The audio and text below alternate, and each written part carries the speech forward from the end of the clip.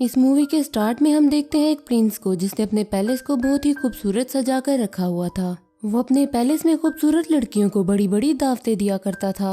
एक रात बहुत तेज तूफान आ जाता है। उससे बचने के लिए गरीब बूढ़ी औरत प्रिंस के पैलेस में आ जाती है। अब ऑब्वियसली वो औरत बूढ़ी थी, इसलिए शक्ल सूरत से इतनी प्यारी नहीं थी। वो औरत प्रिंस के ऑनर में उसे एक रोज गिफ्ट करती है, लेकिन प्रिंस सोचता है कि वो एक बूढ़ी औरत है, उसकी हालत खराब है और वो शक्ल सूरत में भी खूबसूरत नहीं है। इसीलिए वो उस बूढ़ी औरत का मजाक उड़ाता है, हंसने लगता है और उसका मजाक उड़ाते हुए वो उस रोज को फेंक देता है।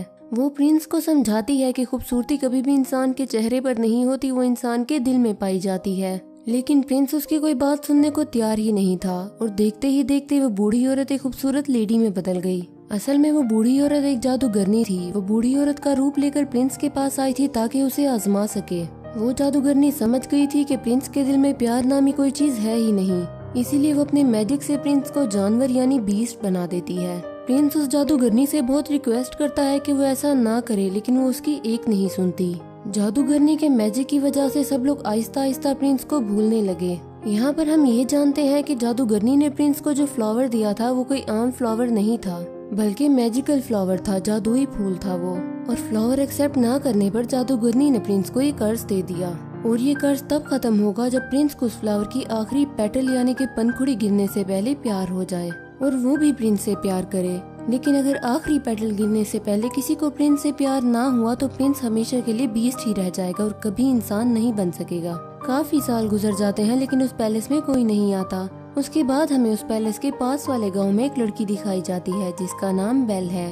बेल को किताबें पढ़ने, स्टोरीज पढ़ने का काफी शौक था। बेल के फादर एक डिजाइनर होते हैं। उसी गांव में एक और लड़का भी होता है जिसका नाम होता है गैस्ट्रॉन। गैस्ट्रॉन बेल से शादी करना चाहता है, लेकिन बेल उससे शादी करना नहीं चाहती थी क्योंकि वो एक एरोगेंट इंसान था। गैस्ट्रॉन बेल से शादी करने के लिए उसे अपना बनाने के लिए काफी स्ट्रगल भी किया करता था, लेकिन उसकी कोशिशें हमेशा नाकाम ही रहती हैं। एक दिन बेल के फादर को कहीं जाना था और जिस रास्ते से उन्होंने जाना था वो एक जंगल था। बेल के फादर देखते हैं कि उनके रास्ते में तो आग लगी हुई है। उसके अलावा एक और रास्ता भी था जहाँ वो मुड़ जाते हैं। बेल के फादर अपने घोड़े पर सवार होते हैं, लेकिन तभी उन्हें जंगल से भेड़ियों की आवाज सुनाई देती है और वहीं भेड़िए उनका पीछा करने लगते हैं। बेल के फादर अपनी जान बचाने के लिए वहाँ से भागते हैं और भागते भागते वो आ जाते हैं बीस्ट के पैलेस के पास। बेल के फादर जब वहाँ अंदर जाते हैं तो उन्हें कोई नहीं दिखाई देता, लेकिन ये लग रहा था कि वहाँ कोई रहता है। वहाँ कैंडल्स भी जल रही थी और टेबल पर खाना भी लगा हुआ था। इतना अच्छा खाना देखकर बेल के फादर खाना खाने लगते हैं, लेकिन वहाँ हम एक हैरान कर देने वाली चीज देखते हैं। वहाँ पर जो कप पड़ा होता है वो बेल के फादर से बातें करने लगता है। बेल के फादर समझते हैं कि ये कोई सोल है जो उन्हें डराने की कोशिश कर रही है, इसीलिए बेल के फादर उसे कहते हैं कि मैं तुमसे नहीं डरता। ये कहकर बेल के फादर वहाँ से भाग जाते हैं। अब यहाँ पर सवाल ये उठता है कि वो कब कैसे बोल पाया। असल में बात ये है कि वहाँ पर पैलेस में जो भी चीजें पड़ी हुई थी वो पहले इंसान हुआ करते थे, लेकिन जादूगरनी के कर्ज की वजह से वो सब चीजों में बदल गए। बेल के फादर भागते हुए गार्डन में आ जाते हैं जहाँ पर वो देखते हैं कि बहुत प्यारे प्यारे फूल लगे हुए हैं। बेल के फादर सोचते हैं कि मेरी बेटी बेल ने एक फ्लावर मंगवाया था, इसलिए वो वहाँ से एक फूल तोड़ लेते हैं और तभी वहाँ पर बीस्ट आ जाता है। फ्लावर चोरी करने की पनिशमेंट में बीस्ट उन्हें प्रिजनर बना लेता है, लेकिन बेल के फादर का घोड़ा वहाँ से भाग जाता है और वो सीधा घर आता है बेल के पास। बेल जब ये देखती है कि घोड़ा अकेला आया है, उसके फादर नहीं आए, तो वो समझ जाती है कि उसके फादर किसी मुसीबत में फंस गए हैं। इसीलिए बेल अपने फादर को ढूंढने के लिए उस घोड़े पर बैठ जाती है। वो घोड़ा बेल को उस पैलेस में ले आता है और पैलेस में ही बेल के फादर को प्रिजनर बनाकर रखा हुआ था।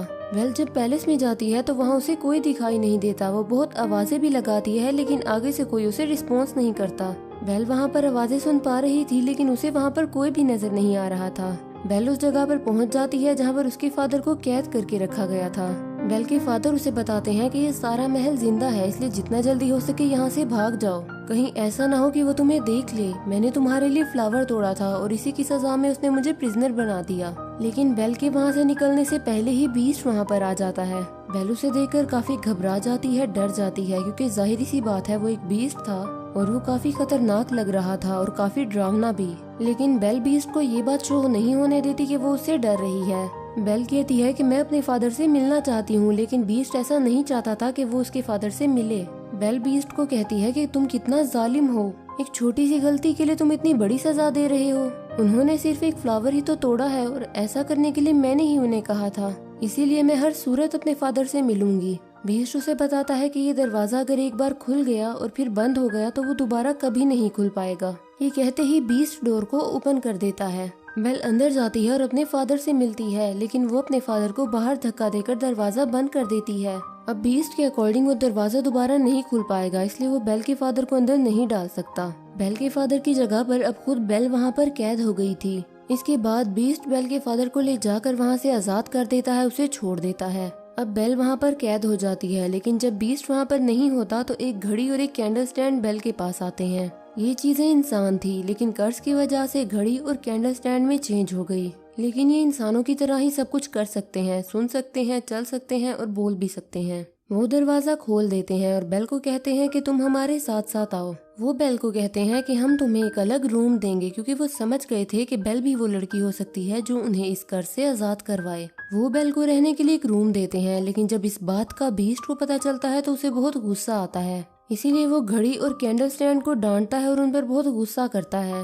इस पर वो दोनों कहते हैं कि शायद ये ही वो लड़की है जो हमें इस कर्ज से आजाद करवा दे। तुम्हें उसके करीब जाना चाहिए, उसे इम्प्रेस करना चाहिए और उससे प्यार भी करना चाहिए। वो बीस्ट को मशवरा देते हैं कि तुम बेल के पास जाओ और उसे अपने साथ खाने के लिए इनवाइट करो। ये बात सुनकर बीस्ट को उन पर गुस्सा आता है और वो उन्हें कहता है कि क्या तुम पागल हो गए हो कि मैं एक चोर की बेटी को खाने के लिए इनवाइट करूं, उसके साथ खाना खाऊं? ऐसा कभी भी पॉसिबल नहीं हो सकता। लेकिन जब उसके सारे लोग उसे इंसिस्ट करते हैं तो वो इस बात के लिए मान जाता है, क्योंकि उन सब के कर्ज होने की रीजन कोई और नहीं बल्कि बीस्ट है। बीस्ट बेल के पास जाता है और उसे कहता है कि तुम मेरे साथ खाना खाओगी, लेकिन इसे कोई रिक्वेस्ट मत समझना। बेल उसे कहती है कि क्या तुम पागल हो? पहले तुमने मेरे फादर को कैद किया, अब मुझे प्रिजनर बनाया और अब मेरे साथ खाना खाना चाहते हो? बीस्ट दरवाजे को जोर जोर से पीटता है और कहता है कि चाहे जो भी हो जाए तुम तो मेरे साथ खाना खाओगी। बेल कहती है कि चाहे मैं भूखी मर जाऊं, मैं तुम्हारे साथ खाना नहीं खाऊंगी। तो बीस्ट बेल को कहता है कि ठीक है, मैं तुम्हारी ये ख्वाहिश भी पूरी कर देता हूँ, अब तो मैं तुम्हें भूखा ही मारूंगा। अब तुम्हें कोई भी खाना नहीं देगा और तुम भूखी ही मरोगी। बेल फिर भी दरवाजा नहीं खोलती और वो वहाँ से चला जाता है। बेल का बीस्ट से बात करने का अंदाज देखकर वहाँ की सारी चीजें यानी कि घड़ी, पीट्स कप, कैंडल स्टैंड सबको अंदाजा हो जाता है कि बेल ही वो लड़की है जो उन्हें इस कर्ज से आजाद करवाएगी। उसके बाद हम बीस्ट को देखते हैं जो कि उसी रोज फ्लावर के पास जाता है। वो देखता है कि उस फ्लावर की काफी सारी पंखुड़ियाँ टूटकर नीचे गिर गई हैं। ये वही रोज फ्लावर था जिसके खत्म होने के बाद बीस्ट हमेशा के लिए जानवर ही रहेगा और पैलेस की वो जो सारी कर्ज चीजें हैं वो हमेशा ऐसे ही रहेंगी। वो सारी चीजें बेजान हो जाएंगी। फ्लावर पर अब बहुत कम ही पंखुड़ियाँ रह गई हैं और वो भी जल्द ही गिर जाएंगी। फिर हम देखते हैं बेल के फादर को जो कि वापस अपने गांव में आ चुके थे। वो सब लोगों को बता रहे होते हैं कि मेरी बेटी की जान खतरे में है। जंगल के पास एक पैलेस है और उसमें बीस्ट रहता है। उसने मेरी बेटी को प्रिजनर बना लिया है, लेकिन कोई भी उसकी इस बात पर यकीन करने को तैयार नहीं था। वो उसकी इस बात को सिर्फ कहानी ही समझ रहे थे। गैस्टोन जो कि बेल से शादी करना चाहता था, वो बेल के फादर को इम्प्रेस करने के लिए कहता है कि मैं तुम्हारी बात पर यकीन करूंगा। वो कहता है कि मैं तुम्हारे साथ जाऊंगा तुम्हारी बेटी को बचा लाने के लिए। तब गैस्टोन और उसका एक साथी बेल के फादर के साथ जाने के लिए जंगल के लिए रवाना हो जाते हैं। जिस रास्ते पर बेल का फादर गया था वो रास्ता उन्हें मिलता ही नहीं है। तब गैस्टोन को इस बात पर बहुत गुस्सा आता है। वो कहता है कि यहाँ तो कोई बीस्ट नहीं है, तुम्हारा दिमाग खराब है। गैस्टोन बेल के फादर को ये भी कह देता है कि मैं तुम्हारी बेटी से प्यार करता हूँ और मैं उससे शादी करूंगा। जिस पर बेल के फादर कहते हैं कि तुम्हारी ये ख्वाहिश कभी भी पूरी नहीं होगी। इस बात पर गैस्टोन को बहुत गुस्सा आता है और वो उसके फादर के हाथ पांव बांध देता है और एक ट्री के नीचे मरने के लिए छोड़ देता है, क्योंकि वो भेड़ियों का इलाका था और भेड़ियों ने मारकर खा लेंगे। फिर हम एक लेडी को देखते हैं जिसे उसके गांव से निकाल दिया था और उसका नाम था एगाथा। एगाथा बेल के फादर की जान बचा लेती है और उन्हें आजाद कर देती है। दूसरी तरफ हम पैलेस में बेल को देखते हैं जो कि उसी रोज फ्लावर के पास आ जाती है। वो उस फ्लावर को टच करने ही वाली थी कि वहाँ पर आ जाता है बीस्ट। बीस्ट उसे कहता है कि तुम्हें अंदाजा नहीं तुम अभी क्या करने वाली थी, हम सबके सब मारे जाते।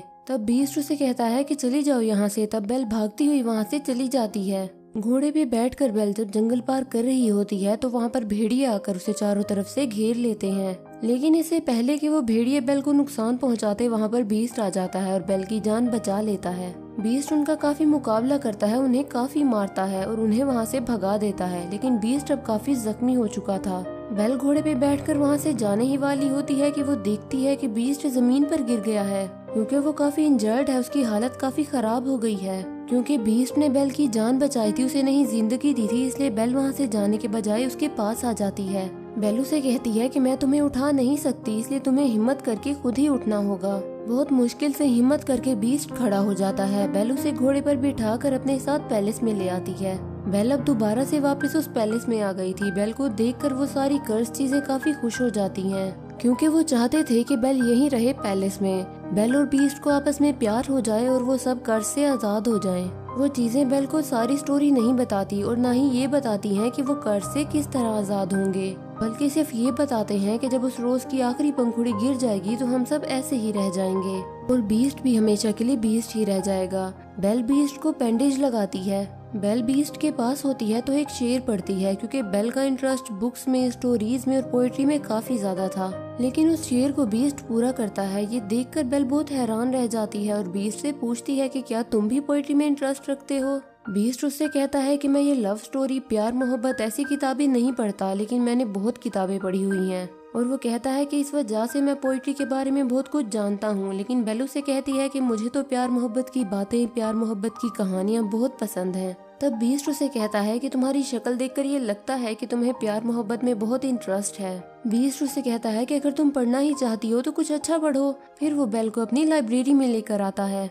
और वो काफी बड़ी थी, वहाँ पर काफी ज्यादा बुक्स थी। बेल उन्हें देखकर काफी शॉक रह जाती है और बहुत ज्यादा खुश भी होती है, क्योंकि गांव में पढ़ने के लिए उसे कोई भी बुक नहीं मिलती थी और यहाँ पर तो उसे काफी ज्यादा बुक्स मिल गई हैं। बीस्ट उसे कहता है कि अगर तुम चाहती हो तो हमारे साथ यहाँ पर रह सकती हो। ये बात बेल को बहुत ज्यादा खुश कर देती है। फिर वक्त के साथ साथ वो दोनों एक दूसरे के साथ काफी टाइम स्पेंड करने लगे। वो काफी करीब आ गए और उनकी बहुत दोस्ती हो गई। एक दूसरे के लाइक्स डिसलाइक्स उन्हें पता भी चल गए।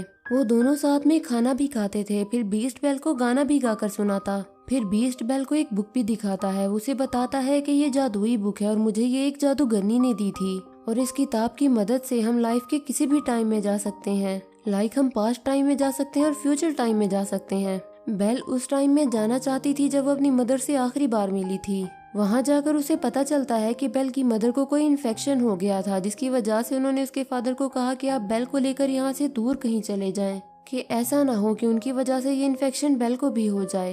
ये जानकर बेल काफी दुखी हो जाती है, क्योंकि वो ये बात नहीं जानती थी। फिर वो अपने टाइम में वापस आ जाते हैं। कैंडलस्टैंड बीस्ट से कहता है कि तुम्हें बेल से अपने प्यार का इजहार कर देना चाहिए। बीस्ट उसे कहता है कि वो कभी भी मुझसे प्यार नहीं करेगी, लेकिन कैंडलस्टैंड बीस्ट को मनाने की कोशिश करता है और वो मान जाता है। वो पहले बीस्ट को तैयार करते हैं और बाद में बेल को भी तैयार कर देते हैं। बेल को डांस करना बहुत पसंद था, इसलिए वो दोनों डांस करने लगते हैं। फिर हम देखते हैं कि बेल के फादर गांव में वापस आ गए थे। वो सबको बताते हैं कि गैस्ट्रोन ने उन्हें जंगल में बांधकर छोड़ दिया था ताकि भेड़िए आकर उन्हें खा लें। वहीं बेल के फादर के साथ अगथा भी होती है, लेकिन गैस्ट्रोन इस बात पर यकीन नहीं करता। वो मुकर जाता है और कहता है कि ये झूठ बोल रहा है, इस पर शैतान आ गया है और ये पागल हो गया है। और इसके साथ साथ वो कहता है कि अगथा की गवाही कोई मायने नहीं रखती, क्योंकि ये भी गांव से निकली हुई है। यहाँ पर गैस्ट्रोन का साथी भी झूठ बोल देता है। वो कहता है कि गैस्ट्रोन जो भी कह रहा है ठीक कह रहा है, इसलिए सारे लोग गैस्ट्रोन पर यकीन कर लेते हैं और वो ये समझते हैं कि बेल के फादर का मेंटल बैलेंस खराब हो गया है। साथ साथ उन पर कोई शैतानी साया भी है, इसलिए वो बेल के फादर को पकड़ लेते हैं। फिर हम देखते हैं कि बेल और बीस्ट डांस कर रहे थे। बेल उसे बताती है कि उसे डांस करना उसके फादर ने सिखाया है। बीस्ट बेल को कहता है कि मैं काफी अच्छा फील कर रहा हूँ, मैं तो इन फीलिंग्स को भूल ही गया था। बीस्ट बेल से पूछता है कि क्या तुम अपने फादर को मिस करती हो, जिस पर बेल कहती है कि हाँ मैं बहुत करती हूँ। बीस्ट के पास एक जादुई मिरर होता है, जिसकी मदद से वो हर उस पर्सन को देख सकते हैं जिन्हें वो देखना चाहते हैं, और उस मिरर में वो बेल को उसके फादर को दिखाता है। बेल देखती है कि उसके फादर को गाँव वालों ने प्रिजनर बनाया हुआ है, बांधा हुआ है। ये देखकर बेल काफी ज्यादा अपसेट हो जाती है, जिस पर बीस्ट उसे कहता है कि तुम्हारे फादर को तुम्हारी जरूरत है, तुम उनके पास जाओ और ये मिरर भी अपने साथ रख लो। वो बेल से कहता है कि फिर जब भी तुम्हें मेरी याद आए मेरी इस बदसूरत शक्ल को इस मिरर में देख लेना। इसके बाद बेल अपने फादर को बचाने के लिए वहाँ से चली जाती है और अब बीस्ट पैलेस में अकेला रह गया था। बीस्ट बेल को काफी मिस कर रहा था, क्योंकि उसे बेल से प्यार हो गया था, लेकिन अब तो वो उससे काफी दूर जा चुकी थी, क्योंकि अब वो चली गई थी। इसलिए उनका कर्ज हमेशा के लिए ऐसा ही रहेगा, वो हमेशा ऐसे ही बने रहेंगे। इस बात को लेकर बीस्ट और उसके बाकी साथी काफी अपसेट हो जाते हैं। बेल अपने गांव में पहुंच जाती है और वो देखती है कि उसके फादर को सब लोगों ने प्रिजनर बनाया हुआ है। बेल उन सब से कहती है कि मेरे फादर जो कह रहे थे वो सब सच था। उस जंगल में एक पैलेस है जिसमें बीस्ट रहता है, लेकिन गांव वाले बेल की बात पर भी यकीन नहीं कर रहे थे। तब वो उस मैजिकल मिरर में सब लोगों को बीस्ट दिखाती है। बीस्ट को उस मिरर में देखकर सब लोग काफी हैरान रह जाते हैं। बेल उन सब लोगों को कहती है कि वो खतरनाक नहीं है, तुम्हें उससे डरने की कोई जरूरत नहीं, बल्कि वो तो दिल का काफी अच्छा है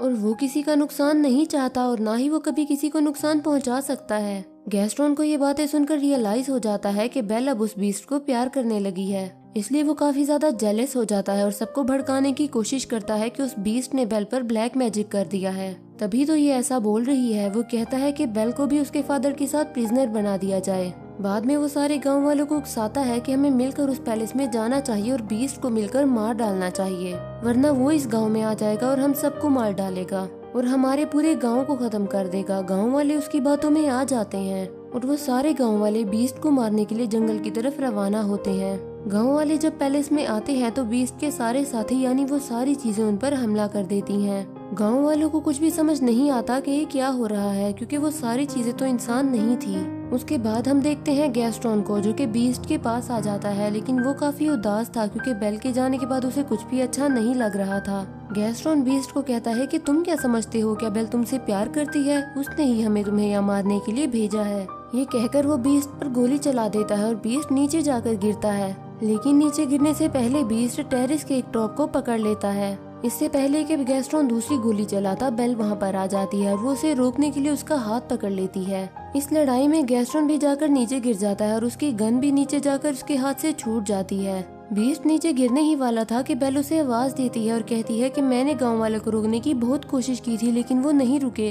बेल को वहाँ देखने के बाद बीस्ट के अंदर जैसे हिम्मत पैदा हो जाती है। अब वो गैस्ट्रोन का मुकाबला करना चाहता था। अब वो पहुँच जाता है गैस्ट्रोन के पास। वो गैस्ट्रोन को गर्दन से पकड़ लेता है और उसे हवा में कर देता है। बीस्ट गैस्ट्रोन को काफी ऊंची दीवार से फेंकने ही वाला था। तब गैस्ट्रोन उससे रिक्वेस्ट करता है कि प्लीज बीस्ट मुझे मत फेंको, मुझे छोड़ दो। बीस्ट गैस्ट्रोन से कहता है कि मैं बीस्ट नहीं हूँ। ये कहकर वो उसे छोड़ देता है और उसे कहता है यहाँ से चले जाओ। गैस्ट्रोन वहाँ से चला जाता है और बीस्ट आ जाता है बेल के पास। मौके का फायदा उठाकर अब गैस्ट्रोन पीछे की तरफ से बीस्ट पर गोलियां चलाता है, जिसकी वजह से बीस्ट नीचे गिर जाता है। लेकिन गैस्ट्रोन जिस जगह पर खड़ा हुआ था वो जगह टूटने लगती है और वो गिरकर मर जाता है। बीस्ट की हालत काफी खराब हो जाती है क्योंकि वो काफी इंजर्ड था और अपनी आखिरी सांस गिन रहा था। बेल बीस्ट से कहती है कि मैं अब तुम्हें कभी छोड़कर नहीं जाऊंगी, लेकिन बीस्ट उसे कहता है कि मेरे तो जाने का वक्त हो गया है। लेकिन बेल उसे कहती है कि तुम्हें कुछ नहीं होगा, सब कुछ नॉर्मल हो जाएगा। फिर हम देखते हैं कि उस फ्लावर की आखिरी पंखुड़ी भी गिर जाती है। जैसे ही वो गिरती है बीस्ट बिल्कुल खामोश हो जाता है